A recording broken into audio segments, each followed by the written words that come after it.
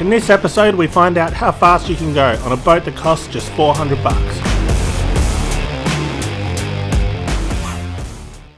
So this is Loch Sport, about 3 hours east of Melbourne. I sort of ended up here because my sister-in-law wanted to come somewhere for her birthday, and we've rented an Airbnb just there. Someone asked me where we should go, and I thought this would be a good spot because it's got flat water, it's got the ocean on the other side, and yeah, maybe I'd be able to bring a boat down and take everyone for a sail. So unfortunately the cruising dinghy, which is perfect for what I want to do, is actually not quite finished yet. So out of my collection of boats, Trimaran's not really suitable to take people on because the trampolines are so skinny. International Canoe's not ready, Moth isn't ready and not suitable for what I needed to do.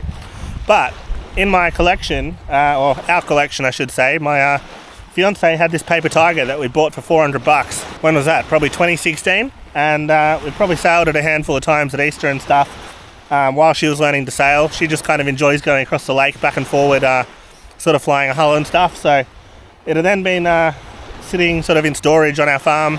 So I rigged it up this morning and thought, yeah, this is awesome, 8 knots of breeze, I'll take everyone for a sail, they'll love it. But for some reason no one wanted to come sailing, so I don't know why, but they've all gone shopping. So now I'm sitting here on the beach with a Paper Tiger and yeah, a nice building breeze.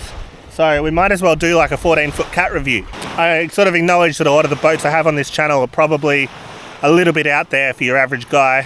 Obviously the cruising dinghy's not, that'd be easy as, you could sail that after a learn to sail course, but a lot of the performance boats that I sail are a little bit more advanced.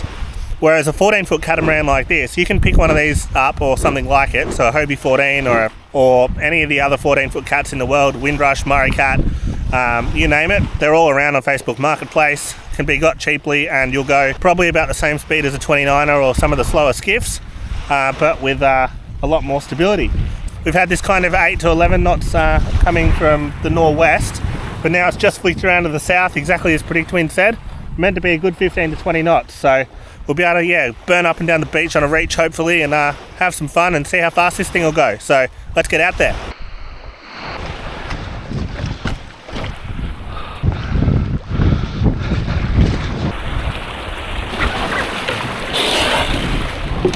Feels quite nice so far. 3, 2, 1. Oh.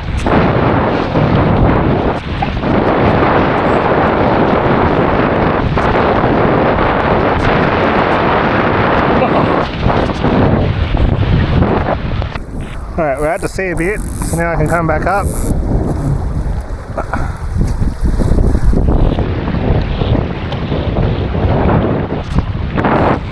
Beautiful breeze.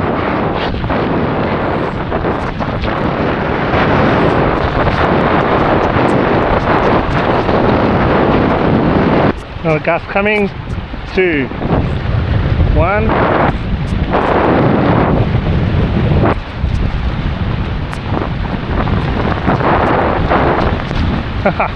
Another one.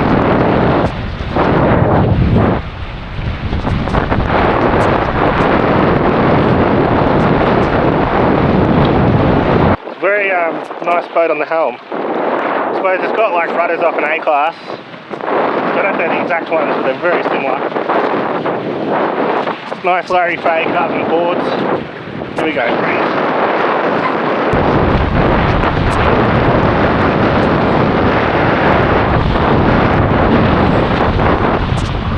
Another puff.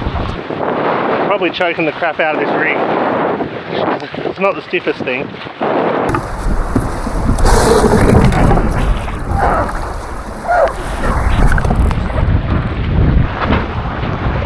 Oh, that's a good puff. Fucking strap.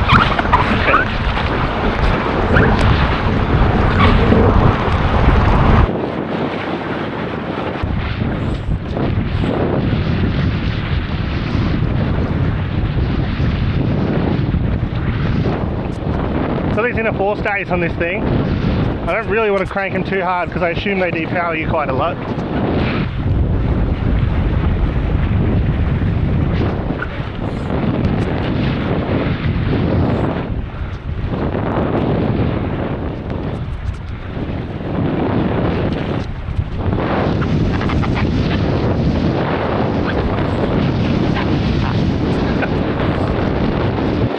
After sailing monos for so long, it's easy to forget how much ground you can cover on a cat so quick.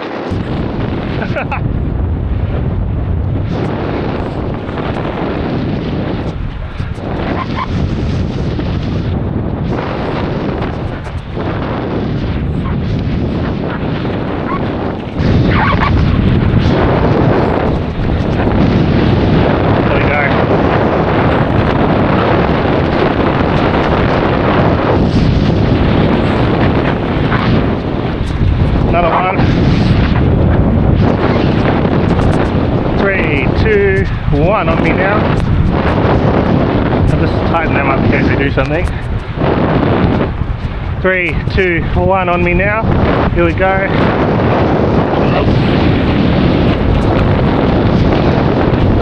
It's definitely not an A-class where you got 4 foot more bow out the front to stop it going nose down.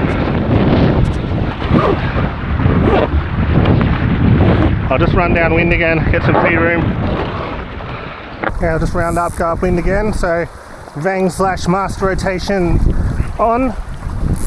And then that's on-ish. Don't really need much canoe because I'm big.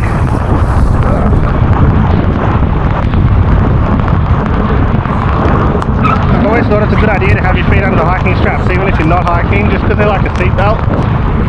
Stops you going off backwards, theoretically.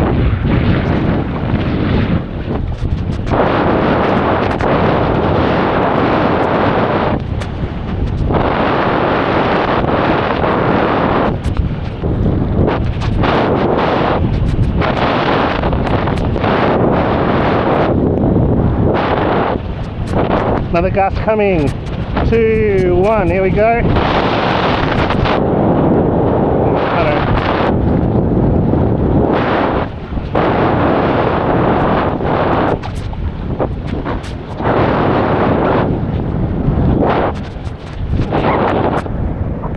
Whoa, good breeze.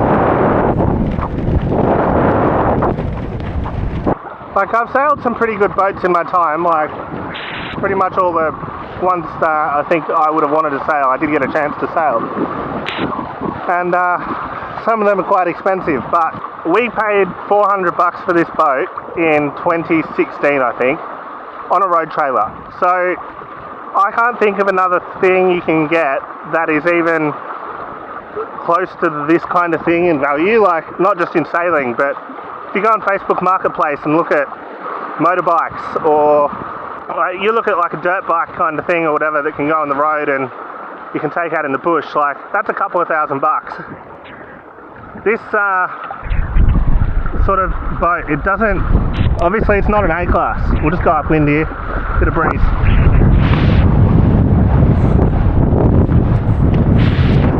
Come on in case they do something. Pull this on hard, get some kind of more of this. Okay, travel up. Yeah, this boat, it's not an A-class, but the sensation you get sailing it, I have to say, is not that dissimilar. Like, yes, it's windy, that'd be 18, but the sort of twitchiness, even with me on it at almost double the crew weight it's designed for, the twitchiness is very similar to an A-class.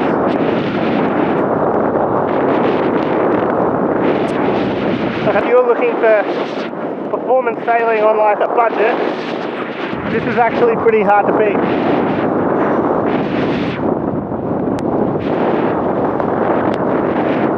Whoa, that's windy. Shifting left big time here. It's meant to go east and absolutely pumped.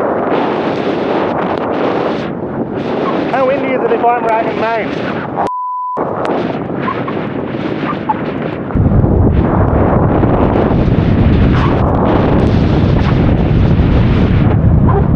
And more of this thing.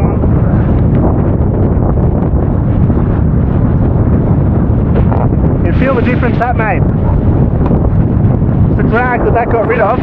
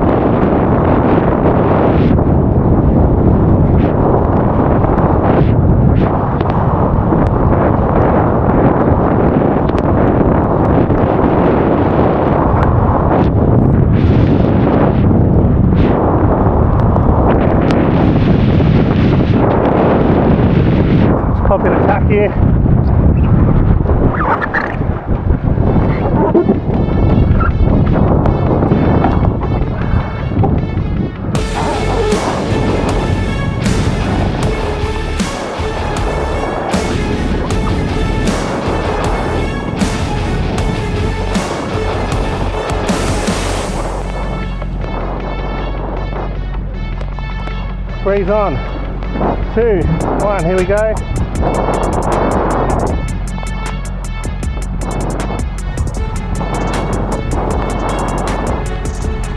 Have a jar.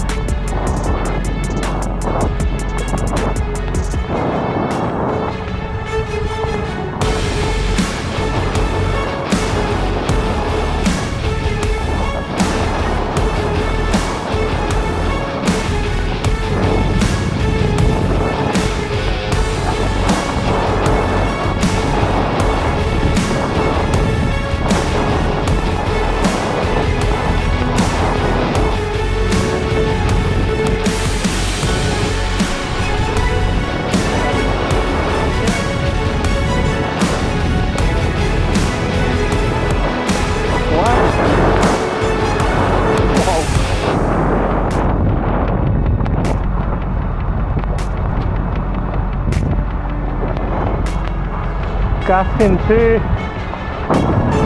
1 on us now.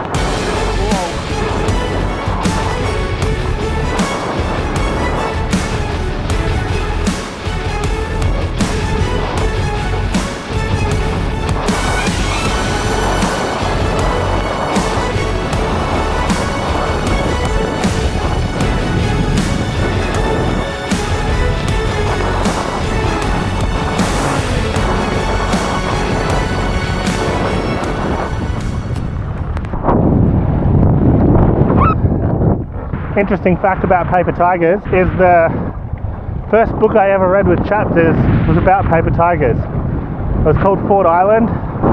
Breeze. More breeze.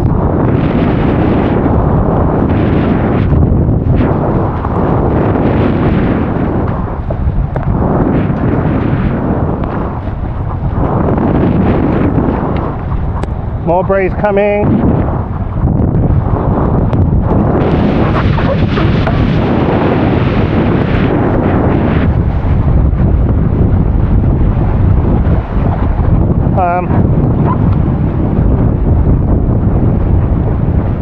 Okay. I'm just a bit sus on that port rudder. See, it's got a bit of flex in it.